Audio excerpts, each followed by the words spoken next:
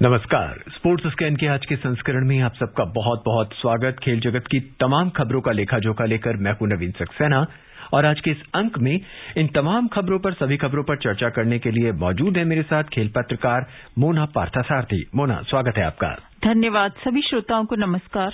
नजर अब तक की खास खबरों पर। भारत और दक्षिण अफ्रीका के बीच टेस्ट श्रृंखला का तीसरा और अंतिम निर्णायक मैच जारी। प्रजनेश गुणेश्वरन और यूकी भांभरी ऑस्ट्रेलियन ओपन टेनिस टूर्नामेंट के क्वालिफायर मुकाबले में दूसरे दौर में पहुंचे। इंडियन ओपन बैडमिंटन टूर्नामेंट आज से नई दिल्ली में शुरू। पीवी सिंधु और किदाम्बी श्रीकांत सहित कई खिलाड़ी अगले दौर में पहुंचे और भारत ने इस महीने होने वाली महिला एशिया कप फुटबॉल टूर्नामेंट के लिए टीम की घोषणा की।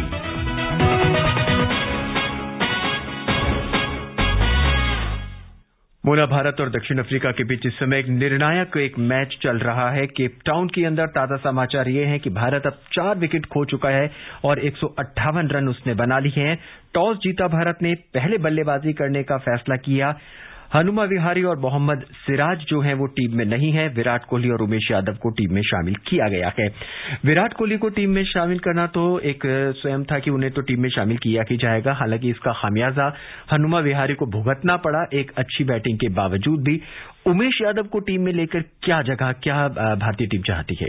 देखिए, उमेश यादव को लेना इसीलिए पड़ा क्योंकि मोहम्मद सिराज पूरी तरह से फिट नहीं थे इस मैच के लिए। अगर वो मैच फिट होते तो उन्हें ही उतारा जाता और मुझे लगता है कि पिच पर जिस तरीके से घास है और उम्मीद यही की जा रही थी, उमेश के पास काफी अनुभव है और वो उस अनुभव का फायदा भारतीय टीम को मिलेगा और शुरुआती विकेट चटकाने में वो अहम भूमिका निभा सकते हैं। पुनः भारतीय बैटिंग की बात करते हैं। भारतीय बैटर केएल राहुल और मयंक अग्रवाल, हालांकि ये भारतीय जोड़ी आज की इस पहली इनिंग में उतना अच्छा प्रदर्शन नहीं कर पाई। हालांकि अगर कहें कि ये दोनों ही बल्लेबाज फेल रहे अगर क्रिकेट की बात करें तो। जी बिल्कुल, और ये बड़ी हैरानी की बात है क्योंकि दोनों हर स्तर पर साथ में खेलते आए हैं और बहुत ही अच्छा जबरदस्त तालमेल है। कर्नाटक से हैं दोनों और जूनियर दिनों से अच्छा शुरुआत जिस भी टीम के लिए खेले हैं अच्छी शुरुआत देते आए हैं। केएल राहुल तो फॉर्म में भी थे, जैसे कि दौरे की शुरुआत में उन्होंने प्रदर्शन किया था, लेकिन उनका यहाँ सस्ते में आउट हो जाना काफी निराशाजनक रहा। और अगर 13 ओवर में ही आपके दोनों सलामी बल्लेबाज पवेलियन लौट चुके हो तो निश्चित तौर पर मध्यक्रम पर दबाव बनता ही है ऐसे में। और मध्यक्रम में चेतेश्वर पुजारा और अजिंक्य रहाणे पहले ही से रन बनाने के दबाव में है, जिसमें पुजारा ने तो आज थोड़ा इंटेंट दिखाया लेकिन रहाणे नाकाम साबित हुए और उनके करियर के लिए बहुत अच्छा मैच या बहुत अच्छी पारी नहीं कही जा सकती। हालांकि जब इस श्रृंखला की शुरुआत हुई थी जो चेतेश्वर पुजारा भी फॉर्म में नजर नहीं आ रहे थे। हालांकि दूसरे मैच की दूसरी इनिंग से उन्होंने थोड़ी अपनी फॉर्म को बरकरार रखा और अपने आत्मविश्वास को भी बनाए रखा और शायद यही वजह है कि आने वाले दिनों में ये टीम में जगह बनाए रखेंगे। जी देखिए, अभी जैसे सुनील गावस्कर ने भी कहा कि सीनियर खिलाड़ियों को लेकर बहुत ज्यादा सख्त जो रवैया है वो भी ठीक नहीं होता है। लगातार हमें ये नहीं भूलना चाहिए कि ये ऐसे खिलाड़ी हैं जिन्होंने हमें कई मैच जिताए हैं और अभी ऑस्ट्रेलिया के खिलाफ जो पिछले साल श्रृंखला थी वो बिल्कुल ध्यान में रखनी चाहिए कि किस तरीके से उन्होंने बॉडी ब्लो झेलकर भारत को जीत की और अग्रसर किया था। उनके पास अपार अनुभव है और ये हर खिलाड़ी के करियर में दौर आता है कि आप अच्छा खेल रहे होते हैं लेकिन आपके बल्ले से रन नहीं निकलते। लेकिन पिछली 2 पारियों में हमने देखा कि जो उनका आत्मविश्वास है वो लौटने लगा है और ऐसे समय में बिल्कुल टीम मैनेजमेंट को चाहिए कि उनका साथ दे। विराट कोहली की बात करते हैं। कमबैक किया है, चोटिल हुए थे और इस समय हालांकि उन्होंने 45 या 48 रन बनाए हैं लेकिन बॉल जो है वो 151 बॉलें खेल चुकी हैं। ये अपने आप में दर्शाता है कि किस फॉर्म में इस समय वो हैं और भारत के जो अर्ली विकेट्स गिर गए थे वहां से भारत को थोड़ा सा बाहर निकाल सकते हैं। देखिए, विराट कोहली अपने स्वभाव के विपरीत प्रदर्शन करते हुए नजर आ रहे हैं लेकिन यहाँ उन्हें एक कप्तानी पारी खेलने की जरूरत है क्योंकि अगर ऐसे मैच ऐसे मुकाम पर है कि यहाँ अगर विराट कोहली आउट हो जाते हैं तो भारतीय टीम बहुत ज्यादा दबाव में आ जाएगी। तो कोहली के लिए तेजी से रन बनाने से ज्यादा जरूरी है अपना विकेट बचाकर खेलना। और बीच में ऋषभ पंत जिस तरह पिछले मैच में गैर जिम्मेदाराना शॉट खेलकर आउट हुए थे तो बार बार वो पंत को भी बोले जा रहे थे कि संभल कर खेलो। मतलब भारतीय टीम का पूरा फोकस यहाँ विकेट बचाकर खेलने में है और एक बार ये दोनों बैट्समैन जम गए क्रीज पर तो रन तो आ ही जाएंगे। 4 विकेट गिर चुके हैं, 162 रन स्कोर बोर्ड पर आ चुके हैं। हालांकि 47 बॉलें खेलने के बाद ऋषभ पंत जो है 27 रन बना चुके हैं। तो जैसा कि आपने कहा कि अब वो थोड़ा संभल कर खेल रहे हैं और जिसे कहते हैं एक अपरिपक्व ऋषभ पंत आज के इस मैच में नजर नहीं आ रहे, क्योंकि सामने विराट कोहली है उनके साथ, और यहां पर अगर वो कोई गलती करेंगे तो उन्हें काफी अच्छे तरीके से विराट कोहली समझा देंगे कि कैसे बल्लेबाजी करनी है।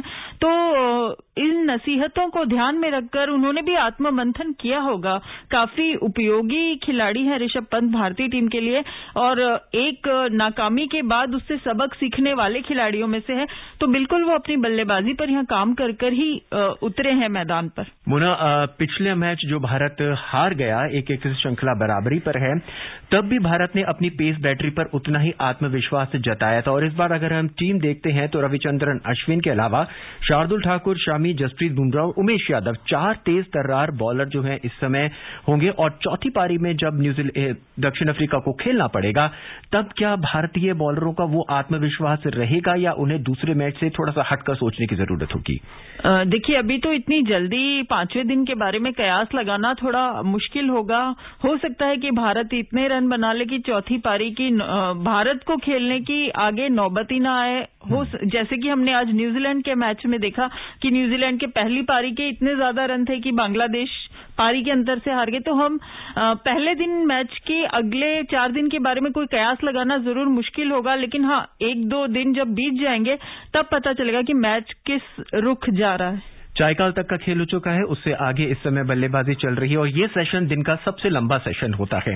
तो भारतीय टीम को विकेट बचा के रखने होंगे, क्योंकि शायद विराट कोहली और ऋषभ पंत के बाद अब कोई भी जोड़ी ऐसी नहीं है जो ज्यादा लंबे समय तक खेल सके। जी, स्थापित बल्लेबाज यही दोनों हैं और इन दोनों में किसी एक को तो शतक जरूर लगाना होगा ताकि भारत को एक अच्छा स्कोर मिल सके। क्योंकि दूसरे मैच में हमने देखा था कि किस तरीके से दक्षिण अफ्रीका ने मैच जीतकर, डीन एल्गर ने मैच जिताकर वापसी कराई।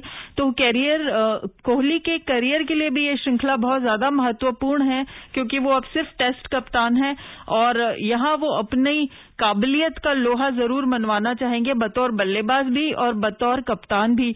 तो ये जो अभी पारी चल रही है उनकी, ये काफी निर्णायक साबित होगी। भारतीय टीम को कम से कम 300 से ऊपर का स्कोर करना होगा अगर दक्षिण अफ्रीका की टीम की बात करें, जिन्होंने बेहतरीन प्रदर्शन किया दूसरे मैच में।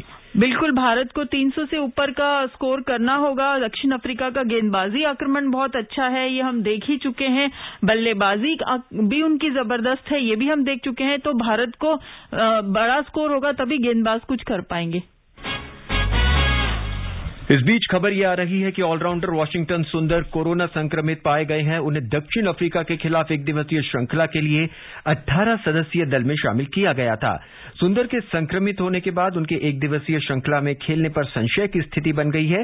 भारत और दक्षिण अफ्रीका के बीच 1 दिवसीय श्रृंखला इस महीने की 19 तारीख से शुरू हो रही है। एक बड़ा झटका है वाशिंगटन सुंदर के न होने से। बिल्कुल, वाशिंगटन सुंदर खराब फॉर्म की वजह से टीम से कुछ समय से बाहर थे, लेकिन घरेलू सर्किट पे उन्होंने बहुत अच्छा प्रदर्शन तमिलनाडु के लिए किया, जो हजारे ट्रॉफी में सेमीफाइनल तक भी पहुंची थी टीम। तो एक झटका है, लेकिन हम सभी जानते हैं कि असाधारण परिस्थितियों में खेल हो रहे हैं और जिस तरह से कोरोना के मामले बढ़ते जा रहे हैं, तो इन सब के लिए मानसिक रूप से हर टीम को तैयार रहना पड़ेगा। मुना, हालांकि बीसीसीआई ने अभी तक रिप्लेसमेंट की घोषणा नहीं की है। इनके अलावा रविचंद्रन अश्विन और यजुवेंद्र चहल जो हैं वो टीम में शामिल किए गए। तीसरे स्पिनर के तौर पर किसको आप देख सकते हैं अगर वाशिंगटन सुंदर को बैठना पड़े?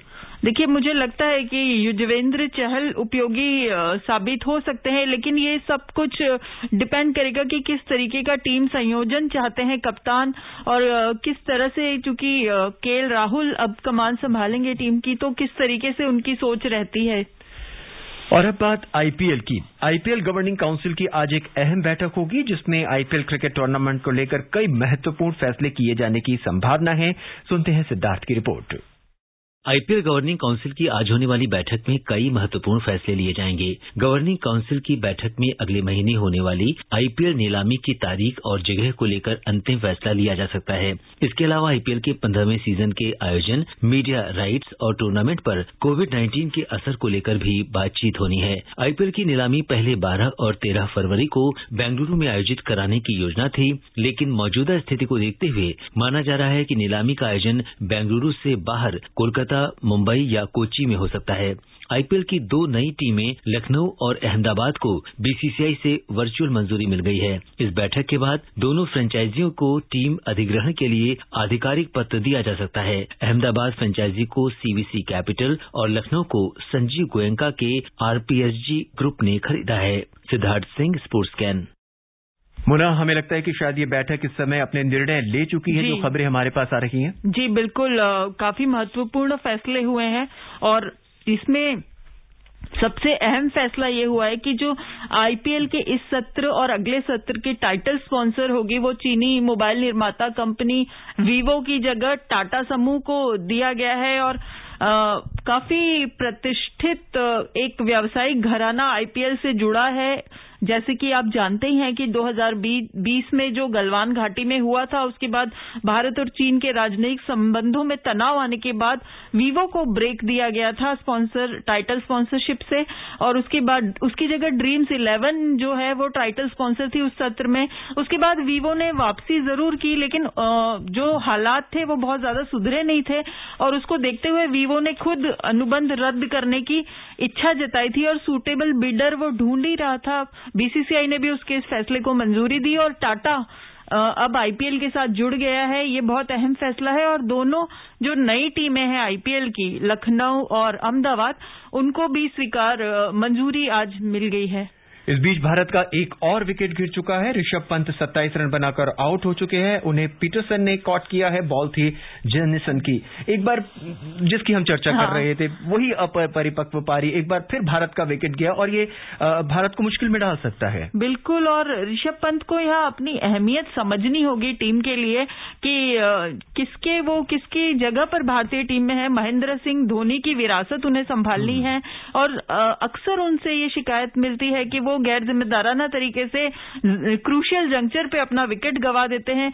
ऐसे में थोड़ी सी साझेदारी बनती हुई दिख रही थी और जिसकी जरूरत भी थी टीम को, ऐसे में उनको थोड़ा संभल कर खेलना चाहिए था, लेकिन यहां पर भारत को दबाव में ला सकता है ये विकेट।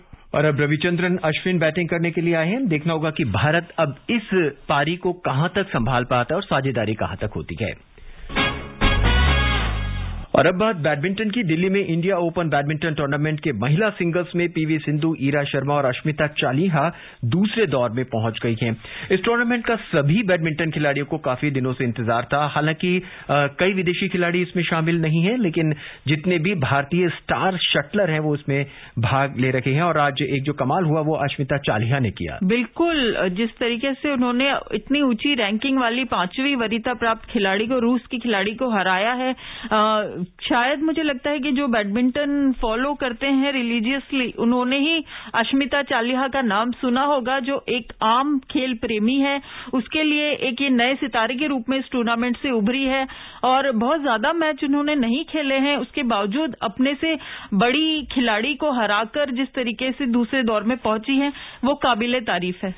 ईरा शर्मा, ये भी एक नया नाम है अगर हम खिलाड़ियों की बात करें, बैडमिंटन खिलाड़ियों की। बैडमिंटन में भारत के लिए अच्छी बात यह है कि नए खिलाड़ियों का जो पूल तैयार हो रहा है और जिस तरीके से लक्ष्य सेन का खासकर मैं जिक्र करूंगी, जो प्रदर्शन उनका रहा विश्व चैंपियनशिप में, उससे काफी प्रेरणा मिली युवा खिलाड़ियों को बैडमिंटन को खेल के रूप में अपनाने में। और भारत के लिए फायदा है कि जो बड़ा पूल है, इसी में से आने वाले समय के कई चैंपियन खिलाड़ी निकलेंगे।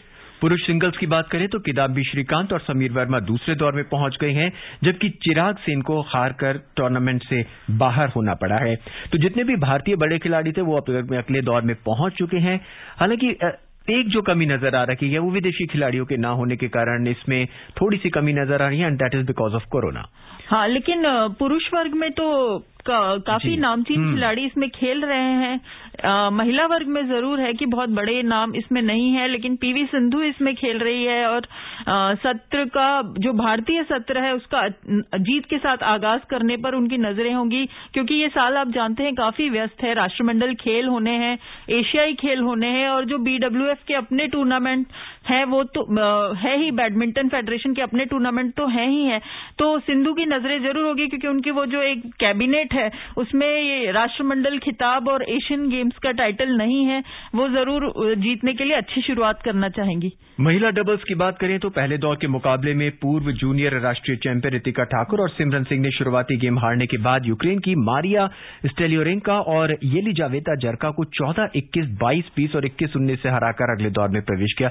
ये मैच भी बहुत शानदार रहा। बिल्कुल शानदार रहा, और बल्कि जो मिश्रित युगल मुकाबले थे वो भी बहुत, जूनियर खिलाड़ियों ने जिस तरीके से प्रदर्शन किया, हमारे जो राष्ट्रीय कोच हैं उनकी बेटी गायत्री भी खेल रही है इसमें और वो पहले दौर का मुकाबला जीत गई है। तो जैसे मैं बार बार कह रही हूं कि जितने ज्यादा युवा खिलाड़ी आएंगे, भारत के लिए बहुराष्ट्रीय टूर्नामेंटों में बैडमिंटन एक पदक उम्मीद के रूप में बना रहेगा।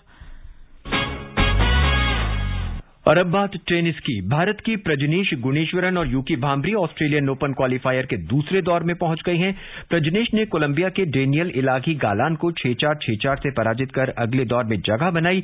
वहीं यूकी भांभरी ने पुर्तगाल के जो डोमिंग्स को 6-4, 6-2 से हराया। अगले दौर में प्रजनेश का सामना जर्मनी के मैक्सिमिलियन मार्टर से होगा। वहीं रामकुमार नाथन इटली के जियान मोरनी से 3-6, 5-7 से हारकर टूर्नामेंट से बाहर हो गई हैं।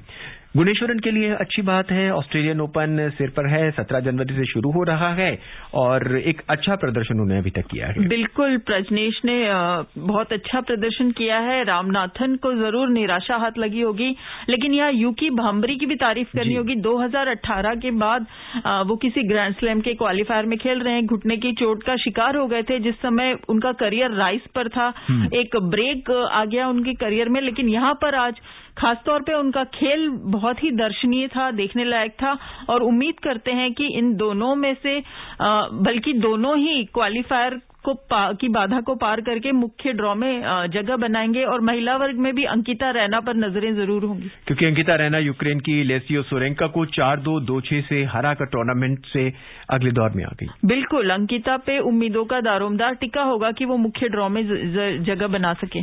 जी, और अब बात वहीं दुनिया की नंबर 1 टेनिस खिलाड़ी एश्ले बार्टी सिडनी क्लासिक से हट गई हैं। एश्ले बार्टी ने रविवार को एडिलेड इंटरनेशनल में दोहरा खिताब जीता था। उन्होंने सिंगल्स के बाद स्टुअर्ट सैंडर्स के साथ मिलकर युगल की ट्रॉफी भी जीती थी।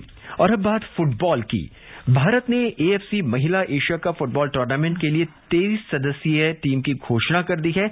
इस टीम में पिछले महीने ढाका में अंडर 19 सैफ चैंपियनशिप में उप विजेता रही भारतीय टीम के 4 सदस्य शामिल किए गए हैं। एक बहुत बड़ा टूर्नामेंट है फुटबॉल को लेकर और खासकर महिलाओं को लेकर। बिल्कुल, महिलाओं को लेकर, और जिस तरह से अभी ब्राजील दौरे के बाद भारतीय महिला फुटबॉल चर्चा में आई है, खासकर ब्राजील के खिलाफ गोल करने के बाद जिस तरीके से खिलाड़ियों की चर्चा हुई है, तो ये 1 महीने से कोच्चि में टीम अभ्यास कर रही थी, उसी में से चुने गए हैं। और जो सैफ चैंपियनशिप पिछले महीने हुई है उसमें से 4 नए खिलाड़ियों को भी इसमें मौका दिया गया है। तो ये बड़ा टूर्नामेंट है और बड़ा इसलिए भी है कि जो अगला विश्व कप होने वाला है, महिला विश्व कप, अगर भारतीय टीम शीर्ष 5 में इसमें रहती है तो महिला विश्व कप में उसे जगह बनाने का मौका मिल सकता है। हालांकि स्ट्राइकर बाला देवी के फिट नहीं होने के कारण उन्हें टीम में शामिल नहीं किया गया, ये थोड़ा सा सेटबैक होगा भारतीय टीम के लिए। देखिए, बाला देवी का सितंबर में ऑपरेशन हुआ था ACL का और वो अभी तक पूरी तरह से उबर नहीं पाई है उससे, तो ये लगभग तय था कि वो नहीं खेल पाएगी ये टूर्नामेंट, लेकिन हाँ, उनके अनुभव की कमी टीम को जरूर खलेगी। हम अपने सुनने वालों को बता दें कि महिला एशिया कप फुटबॉल टूर्नामेंट 20 जनवरी से 6 फरवरी तक महाराष्ट्र में 3 स्थानों पर खेला जाएगा। वहीं बर्मिंघम में 28 जुलाई से 8 अगस्त तक होने वाले 12वें राष्ट्रमंडल खेलों की क्वींस मशाल बेटन कल नई दिल्ली पहुंची। क्वींस मशाल रिले कल दिल्ली में आयोजित होगी, जबकि ये मशाल इस महीने की 14 तारीख को बेंगलुरु और 15 जनवरी को भुवनेश्वर में रहेगी। इस मशाल के साथ ब्रिटेन की महारानी एलिजाबेथ द्वितीय का संदेश भी आया है। खेलों को बढ़ावा देने के लिए ये चीजें भी बहुत जरूरी है। बिल्कुल जरूरी है, और राष्ट्रमंडल खेल की जो भारत का प्रदर्शन उसमें आमतौर पर अच्छा रहता है और बैटन रिले के साथ ही खेलों की शुरुआत होती है, तो वो तैयारियों को बल मिलेगा आज से। चलते चलते हम अपने सुनने वालों को एक और जानकारी दे दें। भारतीय खेल प्राधिकरण ने कोरोना संक्रमण के बढ़ते मामलों के कारण देश में 67 अभ्यास केंद्रों को फिलहाल बंद करने का फैसला किया है। मोना, वक्त बिल्कुल नहीं है हमारे पास। तमाम खबरों पर अपनी विशेष राय देने के लिए आपका बहुत बहुत धन्यवाद। शुक्रिया। चलते चलते नजर एक बार फिर अब तक की खास खबरों पर। भारत और दक्षिण अफ्रीका के बीच टेस्ट श्रृंखला का तीसरा और अंतिम निर्णायक मैच जारी, और भारत ने इस महीने होने वाली महिला एशियाई कप फुटबॉल टूर्नामेंट के लिए टीम की घोषणा की। आज के अंक में बस इतना ही। नमस्कार।